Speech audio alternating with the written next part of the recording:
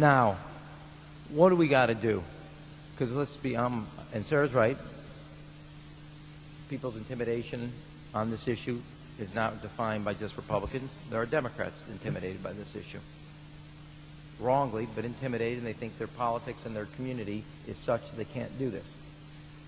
The truth is, what we need again to get moving on this legislation is put together a crime strategy like we had before, which is why we passed the bill today on the cops, putting money back into putting police officers on there, getting voices for change, and then making sure that we have a president, I cannot put my partisanship aside, a Democratic president, who will take that office and use it to protect the streets and the kids that grow up on those streets, and make sure that we once again have an assault weapon ban, a Brady bill with the full force of the law on the land, because we need somebody in the Oval Office that moves this Congress.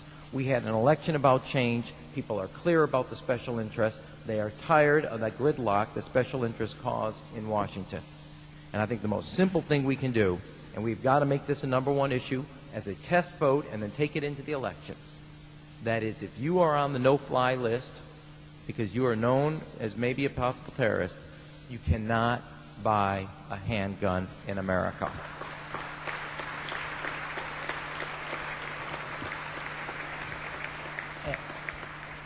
And I am not one far from liking the mixing of politics and policy, but as my old boss used to say, give me that vote and throw me into that briar patch. I'll make politics out of that every day, because if it's between that terrorist list and the NRA, I know where America is going to be every time, and they're going to make the right choice, and we have got to start building on that. That is the right thing to take into the election, and it's the right policy.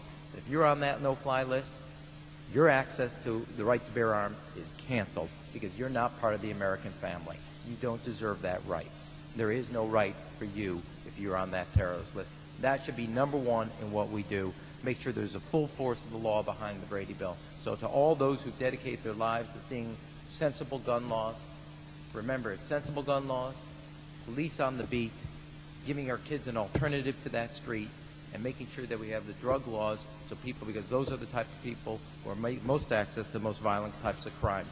Once the cops program ended, once we let those gun laws bans expire, a 40% increase in homicide rate, a 35% increase in violent crimes with handguns. We left what we knew was working because of ideology and special interests. We have got to get back to what's right to lead the way forward. Thank you, and God bless you all.